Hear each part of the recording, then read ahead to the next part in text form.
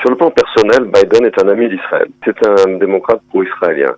D'un autre côté, il a également été vice-président d'Obama, la même administration Obama, qui n'avait pas placé son veto en décembre 2016 à la résolution du Conseil de sécurité 2334, une résolution qui est extrêmement problématique pour Israël.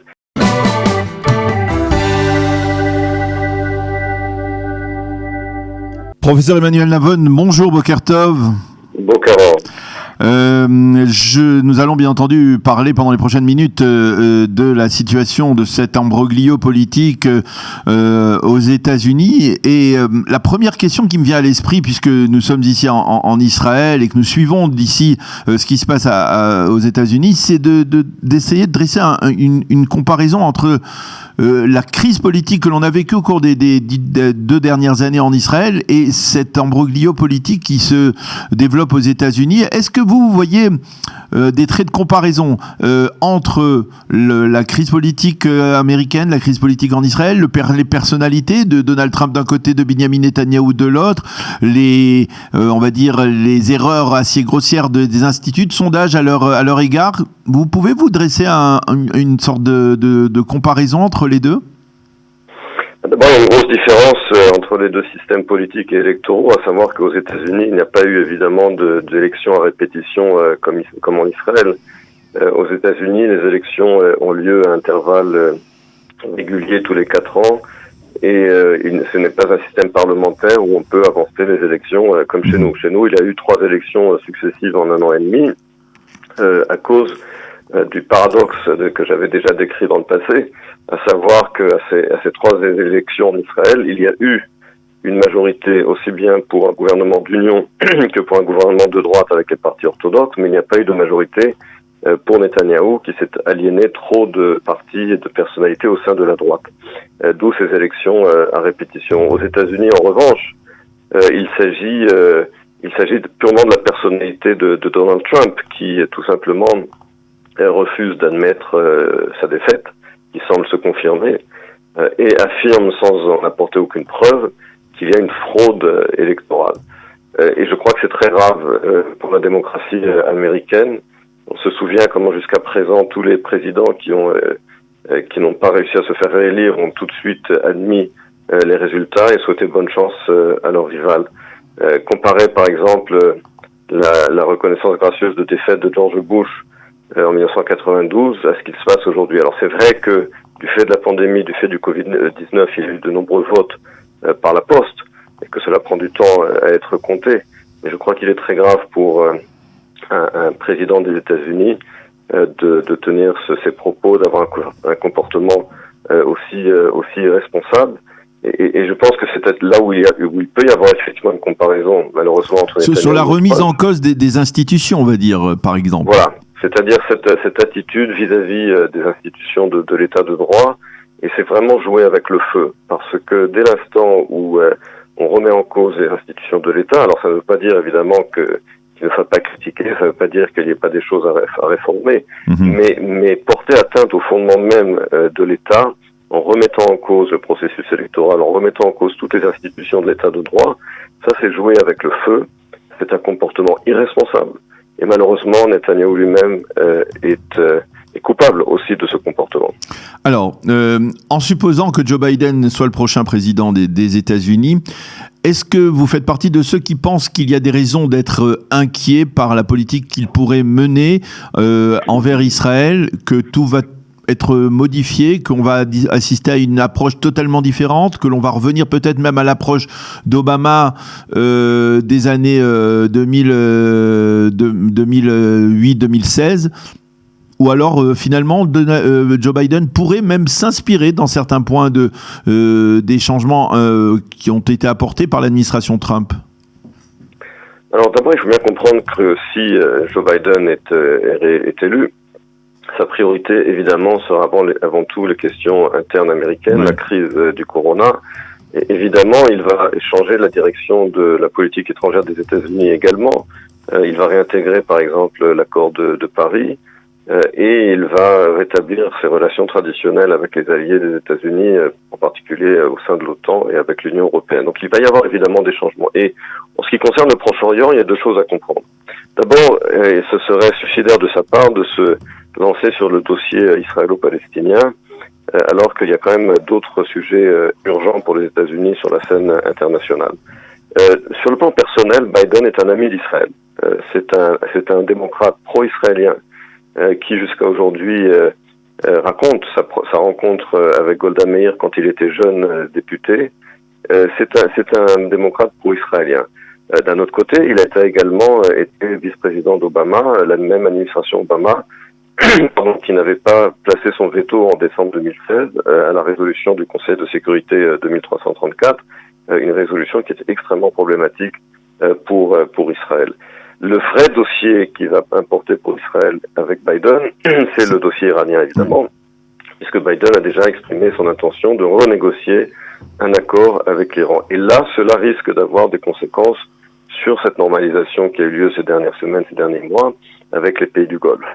Parce que si Biden essaie d'avoir une politique de renégociation avec l'Iran, cela risque effectivement de mettre en danger cette normalisation. Ou alors, un autre scénario serait justement que si une politique de Biden vis-à-vis de l'Iran inquiète les pays du Golfe, eh bien au contraire, peut-être qu'ils se rapprocheront encore plus d'Israël. Donc ça n'est pas sûr. Mais en tout cas, il va y avoir le vrai changement sera sur la question iranienne. Alors justement, sur cette question iranienne, il y a un développement qui est intervenu au cours des 4 dernières années. C'est qu'effectivement, Donald Trump a annulé l'accord de Vienne, mais du côté des Américains, il a été clair, pour même une partie importante de la communauté internationale, que les Iraniens n'avaient pas l'intention d'aller jusqu'au bout de leur respect de cet accord et qu'ils l'avaient eux-mêmes violé.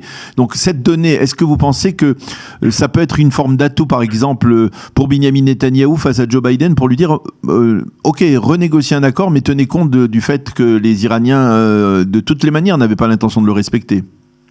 Oui, alors les violations de l'accord par l'Iran, c'est effectivement quelque chose que les États-Unis et que Biden prendra en compte et devra prendre en compte, c'est clair. Mais encore une fois, la question est de savoir quelle est aujourd'hui la situation économique de l'Iran. Est-ce que les Iraniens sont vraiment dans une situation désespérée qui permettrait de renégocier un accord? C'est ça la véritable question. Est-ce qu'un accord aujourd'hui est renégociable ou non? Ou bien est-ce que les Iraniens exigeront de revenir à l'accord du JCPOA de 2015, qui lui-même d'ailleurs arrive à terme en 2025. Et puis, est-ce qu'il n'y a pas chez les Iraniens eux-mêmes l'occasion de dire de toutes les façons, nous ne signerons pas d'accord avec vous puisque ça ne sert à rien, puisque chaque président qui arrive va l'annuler, donc il n'y a plus de véritable nécessité d'avoir un tel accord? Il n'y a pas de nécessité, mais il y a un intérêt pour les Iraniens, parce que sans accord, c'est la continuation des sanctions. Or, ces sanctions mettent à genoux l'économie iranienne. Donc, il est clair que les Iraniens ont un intérêt à réouvrir les négociations, ne serait-ce que pour alléger les sanctions. C'est un intérêt pour le gouvernement iranien. Alors, il y a aussi l'aspect qui est plus proche de nous, celui des Palestiniens. Est-ce que vous avez le sentiment que les Palestiniens peuvent surfer sur cette vague Biden et pour revenir à la table des négociations avec un positionnement qui leur serait nettement plus favorable que sous l'administration Trump? Alors, encore une fois, cela dépendra qui Biden nommera en tant que secrétaire d'État. Oui. Est-ce qu'il nommera également, comme l'avait fait Obama à l'époque, un envoyé spécial pour les négociations entre Israël et les Palestiniens? Encore une fois, je doute que Biden donne la priorité à ce dossier sur lequel ont échoué ses prédécesseurs. C'est sûr que, de son point de vue, le deal du siècle de Trump ne sera plus d'actualité. Mais je pense également que le deal du siècle de Trump a aussi eu l'avantage et l'intérêt de changer un peu les paradigmes et de faire réfléchir de nouveau aux paramètres d'un accord éventuel final.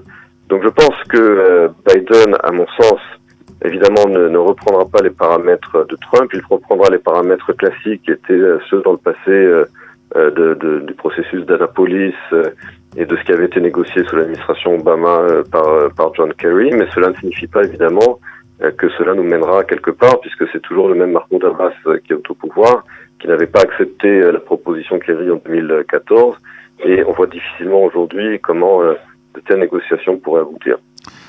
Alors, on sait on voit que Benyamin Netanyahou est pour l'instant très prudent concernant les réactions. Est-ce que vous pouvez mesurer l'impact que la politique de Benyamin Netanyahou, on le sait, extrêmement favorable à Donald Trump, on peut même dire que c'est Netanyahou qui a dicté d'une certaine manière la politique proche-orientale au président américain. Est-ce que ça risque d'avoir un impact dans les relations entre Israël et les États-Unis ? Ça va avoir un impact dans la mesure où effectivement il n'y aura plus cette capacité à influencer. Vous avez rappelé l'influence de Netanyahou sur l'écriture du plan Trump. C'est effectivement un plan qui a été préparé directement par Netanyahou et par Ron Dermer, l'ambassadeur d'Israéliens aux États-Unis.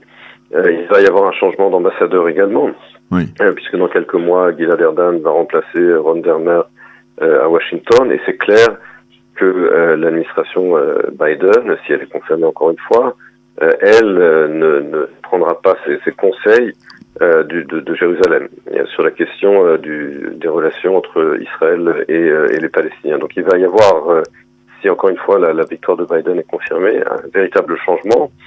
Mais comme je l'ai dit, il y a à côté de cela également, d'abord la profondeur des relations stratégiques entre Israël et les États-Unis, qui reste une donnée stable, quels que soient les présidents au pouvoir. Et puis, Biden, comme je l'ai dit, est un ami d'Israël. Même si, effectivement, il peut être beaucoup plus critique ici et là. Mais, et même si Emmanuel, on note la progression de l'aile gauche du Parti démocrate, la réélection, on va dire, des députés ou des membres des chambres des députés américains qui sont hostiles de manière virulente à Israël, ils sont présents. Est-ce qu'ils peuvent avoir une influence? Est-ce que cette aile gauche du Parti démocrate peut exiger de Joe Biden une politique plus pro-palestinienne encore? Il faut bien comprendre que ces quelques députés qui font beaucoup de bruit effectivement sur les réseaux sociaux, qui sont radicaux, qui existent.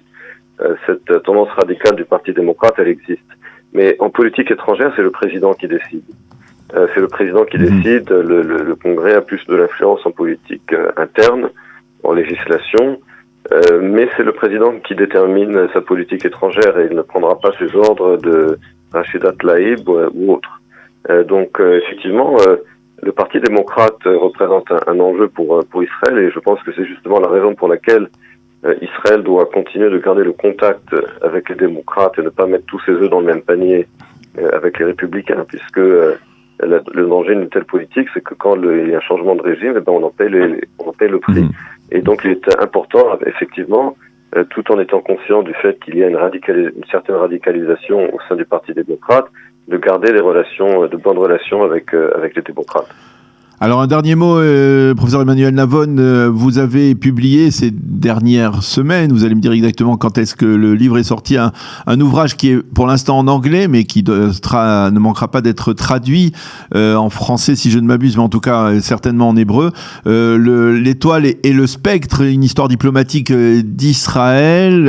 Alors en quelques mots, de quoi parle cet ouvrage, qui est un ouvrage volumineux, n'est-ce pas? Oui, l'étoile et le sceptre, je précise. Le sceptre, c'est-à-dire, c'est un livre qui est sorti, pas le spectre. Le spectre, pardon, le spectre, voilà. Oui, pardon. Et donc, qui est sorti cette semaine, ce dimanche, aux États-Unis. Effectivement, c'est un livre qui va être traduit également en français, en hébreu et dans d'autres langues.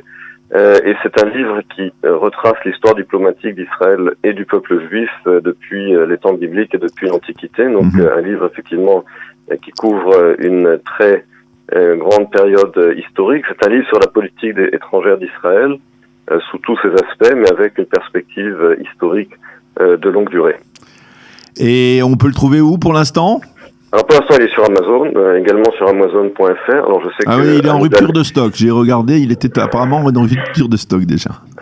J'espère que ça n'est pas parce que Anne Hidalgo a dit qu'il ne fallait pas acheter sur Amazon, mais en tout cas, le livre est sur Amazon.com et sur Amazon.fr. Eh bien, merci beaucoup, professeur Emmanuel Navon, pour toutes ces explications, ces analyses sur les résultats incertains encore de ces élections aux États-Unis. Merci beaucoup d'avoir été avec nous ce matin. Shabbat Shalom. Shabbat Shalom.